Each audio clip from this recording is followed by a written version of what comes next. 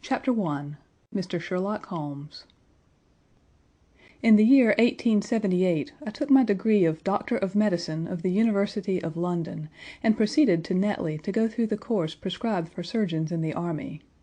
Having completed my studies there, I was duly attached to the 5th Northumberland Fusiliers as assistant surgeon. The regiment was stationed in India at the time, and before I could join it the second Afghan War had broken out. On landing at Bombay I learned that my corps had advanced through the passes and was already deep in the enemy's country.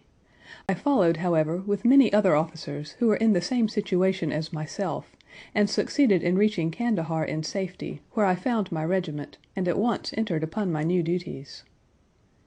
The campaign brought honors and promotion to many, but for me it had nothing but misfortune and disaster.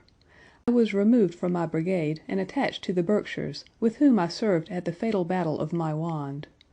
There I was struck on the shoulder by a jezail bullet, which shattered the bone and grazed the subclavian artery. I should have fallen into the hands of the murderous Ghazis had it not been for the devotion and courage shown by Murray, my orderly, who threw me across a pack horse and succeeded in bringing me safely to the British lines. Worn with pain, and weak from the prolonged hardships which I had undergone, I was removed, with a great train of wounded sufferers, to the base hospital at Peshawar. Here I rallied, and had already improved so far as to be able to walk about the wards, and even to bask a little upon the veranda, when I was struck down by enteric fever, that curse of our Indian possessions. For months my life was despaired of, and when at last I came to myself and became convalescent, I was so weak and emaciated that a medical board determined that not a day should be lost in sending me back to England. I was dispatched accordingly in the troop ship Orontes, and landed a month later on Portsmouth jetty, with my health irretrievably ruined, but with permission from a paternal government to spend the next 9 months in attempting to improve it. I had neither kith nor kin in England, and was therefore as free as air, or as free as an income of 11 shillings and 6pence a day will permit a man to be. Under such circumstances I naturally gravitated to London, that great cesspool into which all the loungers and idlers of the empire are irresistibly drained. There I stayed for some time at a private hotel in the Strand, leading a comfortless, meaningless existence, and spending such money as I had, considerably more freely than I ought. So alarming did the state of my finances become that I soon realized that I must either leave the metropolis and rusticate somewhere in the country, or that I must make a complete alteration in my style of living. Choosing the latter alternative, I began by making up my mind to leave the hotel and take up my quarters in some less pretentious and less expensive domicile. On the very day that I had come to this conclusion I was standing at the Criterion bar when someone tapped me on the shoulder, and turning round I recognized young Stamford, who had been a dresser under me at Bart's. The sight of a friendly face in the great wilderness of London is a pleasant thing indeed to a lonely man. In old days Stamford had never been a particular crony of mine, but now I hailed him with enthusiasm, and he, in his turn, appeared to be delighted to see me. In the exuberance of my joy I asked him to lunch with me at the Holborn, and we started off together in a hansom. "Whatever have you been doing with yourself, Watson?" he asked in undisguised wonder as we rattled through the crowded London streets. "You are as thin as a lath and as brown as a nut." I gave him a short sketch of my adventures and had hardly concluded it by the time that we reached our destination. "Poor devil!" he said commiseratingly after he had listened to my misfortunes. "What are you up to now?" "Looking for lodgings," I answered, "trying to solve the problem as to whether it is possible to get comfortable rooms at a reasonable price." "That's a strange thing," remarked my companion. "You are the second man today that has used that expression to me." "And who was the first?" I asked. "A fellow who is working at the chemical laboratory up at the hospital. He was bemoaning himself this morning because he could not get someone to go halves with him in some nice rooms which he had found, and which were too much for his purse." "By Jove!" I cried, "if he really wants someone to share the rooms and the expense, I am the very man for him. I should prefer having a partner to being alone." Young Stamford looked rather strangely at me over his wine glass. "You don't know Sherlock Holmes yet," he said. "Perhaps you would not care for him as a constant companion." Why, what is there against him?" "Oh, I didn't say there was anything against him. He is a little queer in his ideas, an enthusiast in some branches of science. As far as I know, he is a decent fellow enough." "A medical student, I suppose?" said I. "No, I have no idea what he intends to go in for. I believe he is well up in anatomy, and he is a first-class chemist. But as far as I know, he has never taken out any systematic medical classes. His studies are very desultory and eccentric, but he has amassed a lot of out-of-the-way knowledge which would astonish his professors." "Did you never ask him what he was going in for?" I asked. "No, he is not a man that it is easy to draw out, though he can be communicative enough when the fancy seizes him." "I should like to meet him," I said. "If I am to lodge with anyone, I should prefer a man of studious and quiet habits. I am not strong enough yet to stand much noise or excitement. I had enough of both in Afghanistan to last me for the remainder of my natural existence. How could I meet this friend of yours?" "He is sure to be at the laboratory," returned my companion. "He either avoids the place for weeks, or else he works there from morning till night. If you like, we will drive round together after luncheon." "Certainly," I answered, and the conversation drifted away into other channels. As we made our way to the hospital after leaving the Holborn, Stamford gave me a few more particulars about the gentleman whom I proposed to take as a fellow lodger. "You mustn't blame me if you don't get on with him," he said. "I know nothing more of him than I have learned from meeting him occasionally in the laboratory. You proposed this arrangement, so you must not hold me responsible." "If we don't get on, it will be easy to part company," I answered. "It seems to me, Stamford," I added, looking hard at my companion, "that you have some reason for washing your hands of the matter. Is this fellow's temper so formidable, or what is it? Don't be mealy-mouthed about it." "It is not easy to express the inexpressible," he answered, with a laugh. "Holmes is a little too scientific for my tastes. It approaches to cold-bloodedness. I could imagine his giving a friend a little pinch of the latest vegetable alkaloid, not out of malevolence, you understand, but simply out of a spirit of inquiry in order to have an accurate idea of the effects. To do him justice, I think that he would take it himself with the same readiness. He appears to have a passion for definite and exact knowledge." "Very right, too." "Yes, but it may be pushed to excess. When it comes to beating the subjects in the dissecting rooms with a stick, it is certainly taking rather a bizarre shape." "Beating the subjects?"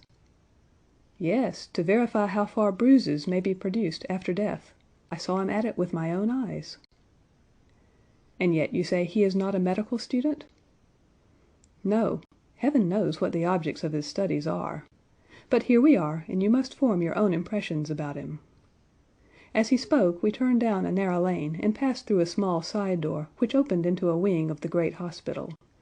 It was familiar ground to me, and I needed no guiding as we ascended the bleak stone staircase and made our way down the long corridor with its vista of whitewashed wall and dun-colored doors. Near the farther end a low arched passage branched away from it and led to the chemical laboratory. This was a lofty chamber, lined and littered with countless bottles. Broad, low tables were scattered about, which bristled with retorts, test tubes, and little Bunsen lamps, with their blue flickering flames. There was only one student in the room, who was bending over a distant table absorbed in his work. At the sound of our steps he glanced round and sprang to his feet with a cry of pleasure. "I've found it! I've found it!"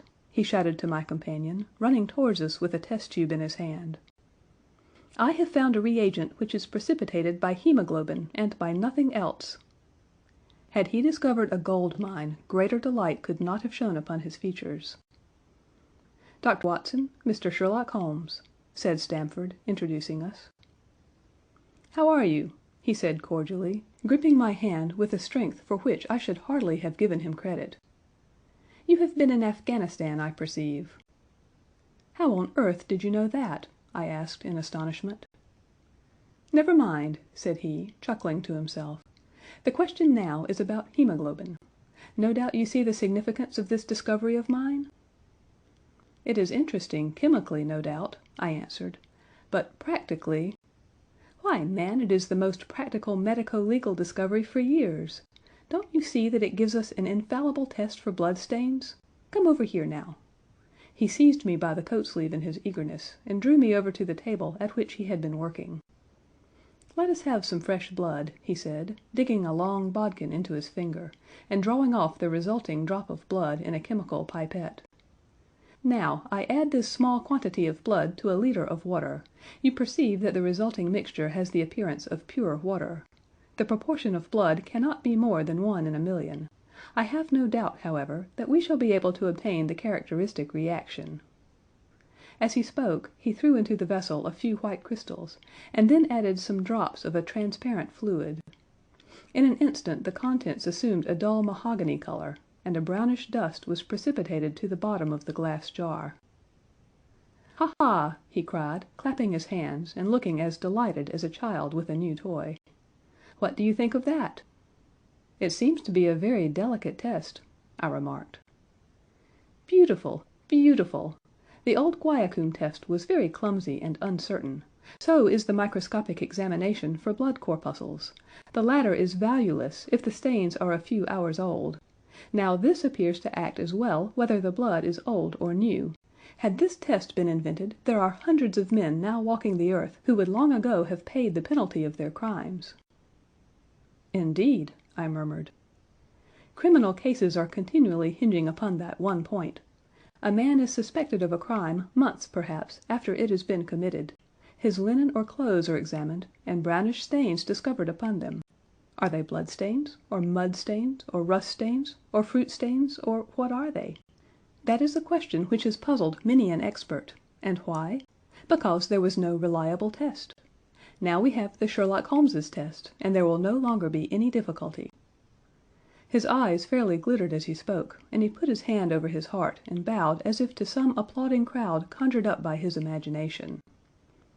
"You are to be congratulated," I remarked, considerably surprised at his enthusiasm. "There was the case of von Bischoff at Frankfort last year. He would certainly have been hung had this test been in existence. Then there was Mason of Bradford, and the notorious Muller, and Lefebvre of Montpellier, and Sampson of New Orleans. I could name a score of cases in which it would have been decisive." "You seem to be a walking calendar of crime," said Stamford, with a laugh. "You might start a paper on those lines. Call it the Police News of the Past." "Very interesting reading it might be made, too," remarked Sherlock Holmes, sticking a small piece of plaster over the prick on his finger. "I have to be careful," he continued, turning to me with a smile, "for I dabble with poisons a good deal." He held out his hand as he spoke, and I noticed that it was all mottled over with similar pieces of plaster, and discolored with strong acids. "We came here on business," said Stamford, sitting down on a high three-legged stool, and pushing another one in my direction with his foot. "My friend here wants to take diggings, and as you were complaining that you could get no one to go halves with you, I thought that I had better bring you together." Sherlock Holmes seemed delighted at the idea of sharing his rooms with me. "I have my eye on a suite in Baker Street," he said, "which would suit us down to the ground. You don't mind the smell of strong tobacco, I hope?" "I always smoke ships myself," I answered. "That's good enough. I generally have chemicals about, and occasionally do experiments. Would that annoy you?" "By no means." "Let me see, what are my other shortcomings? I get in the dumps at times, and don't open my mouth for days on end. You must not think I am sulky when I do that. Just let me alone, and I'll soon be right. What have you to confess now? It's just as well for two fellows to know the worst of one another before they begin to live together." I laughed at this cross-examination. "I keep a bull pup," I said, "and I object to rows because my nerves are shaken, and I get up at all sorts of ungodly hours, and I am extremely lazy. I have another set of vices when I'm well, but those are the principal ones at present." "Do you include violin playing in your category of rows?" he asked anxiously. "It depends on the player," I answered. "A well-played violin is a treat for the gods.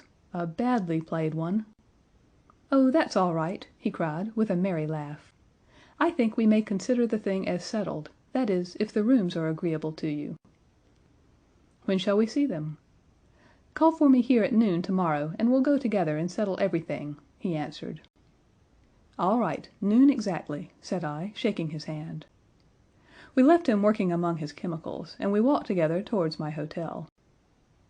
By the way, I asked suddenly, stopping and turning upon Stamford, how the deuce did he know that I had come from Afghanistan? My companion smiled an enigmatical smile. "That's just his little peculiarity," he said. "A good many people have wanted to know how he finds things out." "Oh, a mystery, is it?" I cried, rubbing my hands. "This is very piquant. I am much obliged to you for bringing us together. The proper study of mankind is man, you know." "You must study him, then," Stamford said as he bade me good bye. "You'll find him a knotty problem, though. I'll wager he learns more about you than you about him. Good bye." "Good bye," I answered, and strolled on to my hotel, considerably interested in my new acquaintance. End of Part 1, Chapter 1.